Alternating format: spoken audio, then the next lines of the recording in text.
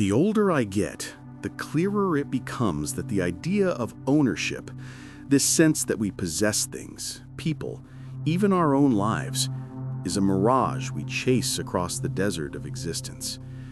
We spend years gathering, collecting, naming things mine, my house, my career, my partner, my memories, my body, myself. But peel away the labels, and what remains is the truth that nothing here was ever truly ours. We are guests in a universe that does not owe us permanence. The sand runs through our fingers, no matter how tightly we grasp it. I remember sitting once on a park bench, watching a child cry over a balloon that slipped away. It rose into the sky, a red dot fading into the clouds, and he sobbed as if the world had ended. His mother comforted him, saying, "It's okay, sweetheart. It was never really yours."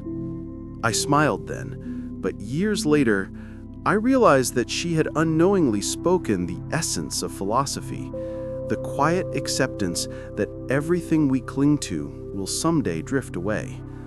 The balloon was only the beginning. From birth, we are conditioned to claim things. We say, "my mother," "my name," "my future." Yet none of these are truly under our command. Even the breath we call ours is borrowed. We inhale what the trees exhale.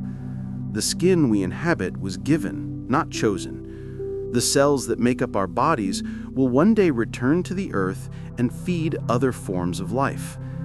Everything circulates. Ownership, as we define it, is simply the illusion of pause in a world of constant movement. When you say, "This is my life," what do you mean? That you control it? That it bends to your will? But how many times has life laughed at your plans? How many moments have slipped from your grasp? People you thought would stay, dreams you thought would last, mornings that began with hope and ended with despair. The truth is, you do not own your life. You participate in it. You are a current in the river, not the river itself. The water flows regardless of your desire to swim upstream. Think of your possessions, your home, your car, your books, your jewelry, all the things you call mine. They're not yours in any permanent sense. The house will outlast you, or crumble before you. The car will be driven by another.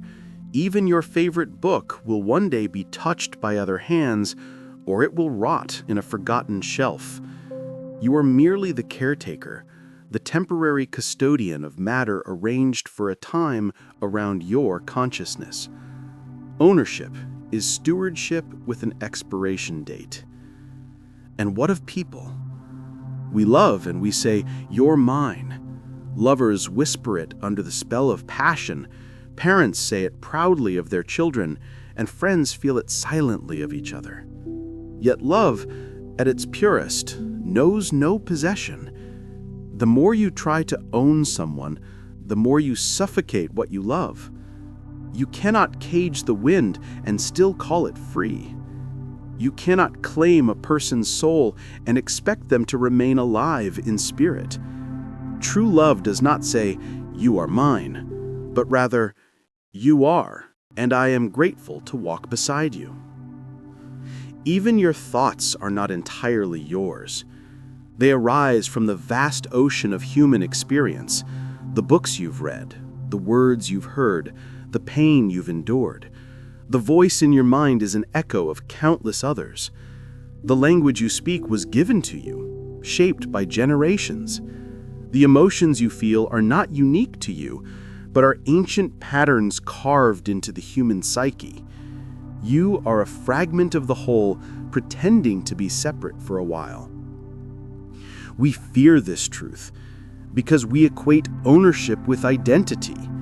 If I do not own my things, my relationships, myself, then who am I? But perhaps that question is freedom in disguise. For when you realize you own nothing, not even yourself, you become light. You move through the world without chains. You cease to defend what cannot be kept. You cease to cling to what must change. In letting go, you finally participate in life as it truly is, a flowing, impermanent dance of existence. The Stoics understood this. Marcus Aurelius wrote that we should treat everything as if it were on loan from the universe, ready to be returned at any moment. You may leave life right now, he said. Let that determine what you do and say and think. There is no tragedy in returning what was never ours. The tragedy lies in our resistance to it.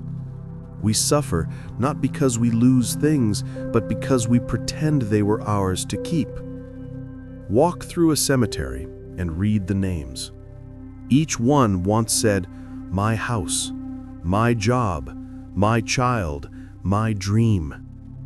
The earth holds their remains indifferent to their claims. And yet, within that indifference, there is peace.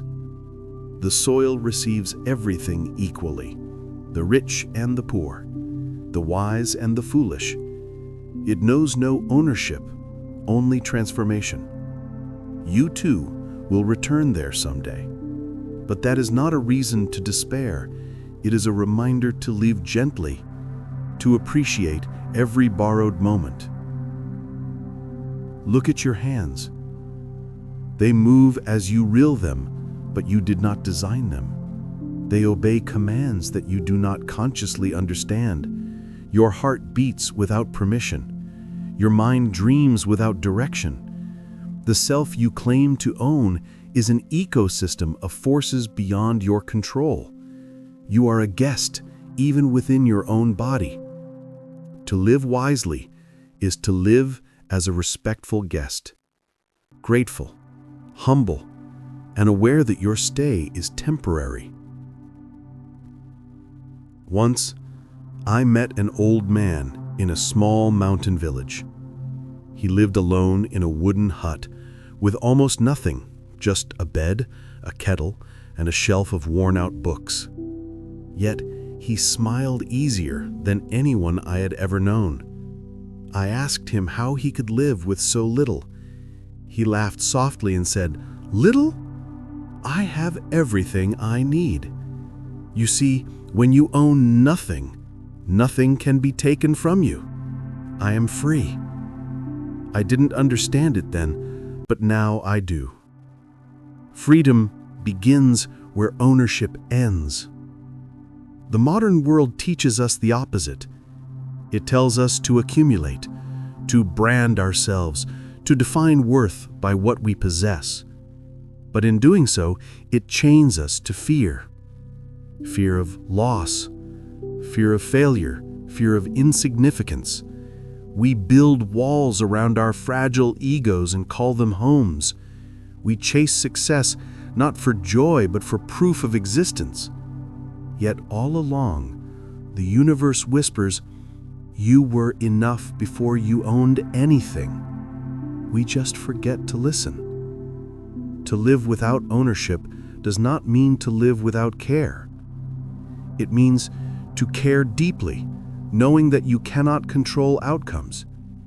It means to love without clinging, to build without pride, to hold without closing your fist.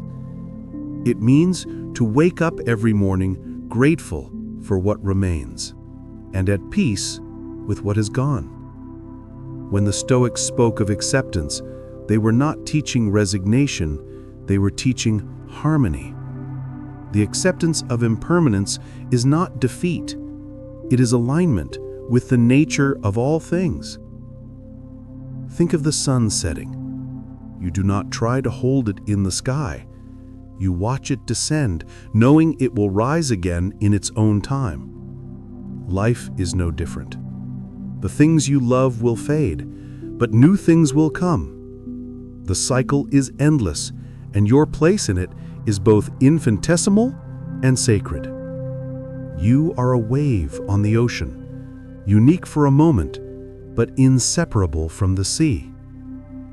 There is great peace in realizing you don't own yourself, because then you stop trying to perfect what was never meant to be static. You stop fighting the changing tides of mood, circumstance, and age. You begin to see that the self is not a possession to be maintained, but a process to be observed. You are not the storm, but the awareness watching it pass. The true you cannot be owned because it is not a thing. It is the space through which all things pass. And in that space, there is serenity. You begin to understand that everything you have loved, lost, feared, or fought for was part of the same unfolding. The pain of loss and the joy of gain were never opposites. They were partners in the same dance.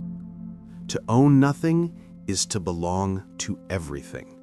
To cling to nothing is to embrace it all.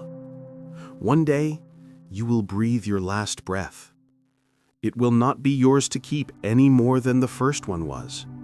Someone else will stand where you once stood.